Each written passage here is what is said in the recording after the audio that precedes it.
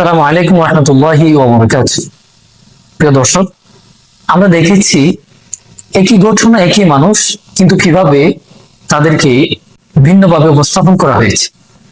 Afghan Soviet union যুদ্ধে 1979 থেকে 1989 সালে পশ্চিমা মিডিয়া আফগান যোদ্ধাদেরকে মুজাহিদিন এবং ফ্রিডম ফাইটার বলে তাদেরকে আখ্যায়িত করেছে এবং তাদের বীরত্বের গল্প মানুষদেরকে শুনিয়েছে। ইভেন রোনাল্ড রেগান হোয়াইট হাউসে আফগান যোদ্ধাদেরকে ইনভাইট করেছিলেন এবং তাদেরকে ফ্রিডম ফাইটার বলে তাদেরকে সম্মানিত করেছিলেন। কিন্তু 9 দশকের পর যখন সোভিয়েত ইউনিয়ন দুর্বল হয়ে গেল, ভেঙে পড়লো এবং যোদ্ধারা ক্ষমতায় আসলো, তখন তাদের ভাষা পরিবর্তন হয়ে গেল। পশ্চিমা মিডিয়ার কাছে তখন আফগান যোদ্ধারা হয়ে উঠলো সন্দেহভাজন এবং উগ্রপন্থী। আর 9/11-এর পর তা তো আর বলার অপেক্ষা রাখে না। 9/11-এর পরে তারা আফগান মুজাহিদিনদেরকে তালেবান রেজিম এবং ইসলামিক টেরোরিস্ট, মার্ডারাস ফ্রেন্ডস ইত্যাদি বলে তাদেরকে আখ্যায়িত করতে না। আশ্চর্যের বিষয়, একই গোষ্ঠী একই মানুষ, যাদেরকে তারা অস্ত্র দিয়েছিল, যাদেরকে তারা প্রশিক্ষণ দিয়েছিল, কিন্তু এক রাতের 9/11-এর পরেই তাদের সেই ভাষা পরিবর্তন হয়ে গেল।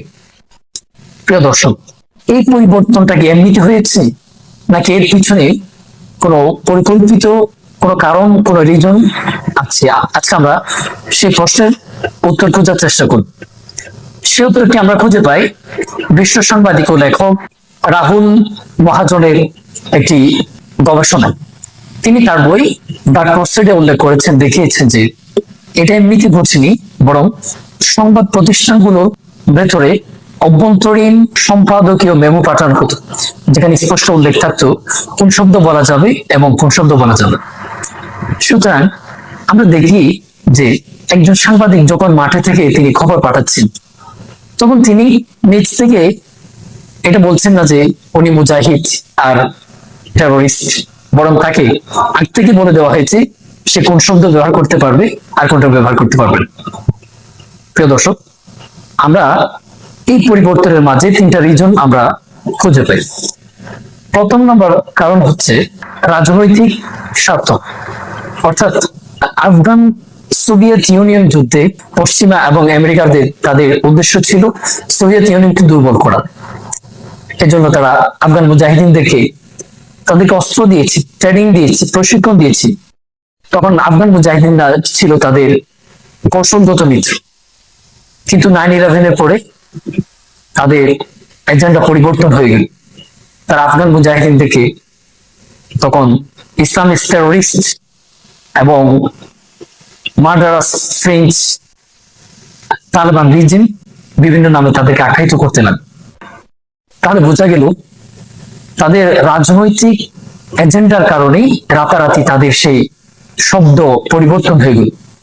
দ্বিতীয় নম্বর কারণ হচ্ছে প্রাতিষ্ঠানিক নীতি। অর্থাৎ বড় সংবাদ মাধ্যমগুলোর সম্পাদকীয় বোর্ড প্রায়শই সরকারের সূত্র এবং প্রতিরক্ষা মন্ত্রণালয়ের ব্রিফিং এবং কূটনৈতিক বিভিন্ন বিষয়ের উপর তারা নির্ভরশীল থাকে।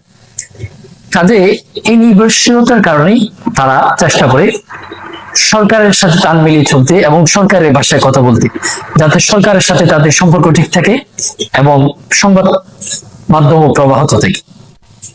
তৃতীয় নম্বর কারণ হচ্ছে এজেন্ডা সেটিং এর পুনরাবৃত্তি। তথা একটা শব্দ যেমন ইসলামিক টেরোরিস্ট বা মার্ডারাস ফ্রেন্ডস, একটা শব্দ যখন বারবার প্রতিবার প্রতিটা বুলেটিনে উপস্থাপন করা হয়, তখন সেটা মানুষের মস্তিষ্কে সেট হয়েছে। যখন একটা কথা বারবার শোনা হয়, তখন সেটা মানুষের কাছে সত্য বলা হয়। মানুষের কোনো প্রশ্ন ছাড়াই সেটাকে মানুষ সত্য বলে মেনে। সুতরাং প্রিয় দর্শক, আমরা দেখেছি যে শব্দের এই পরিবর্তন এটা কোনো দুর্ঘটনা ছিল না, বরং এটা ছিল উদ্দেশ্য প্রণোদিত এবং পরিকল্পিত।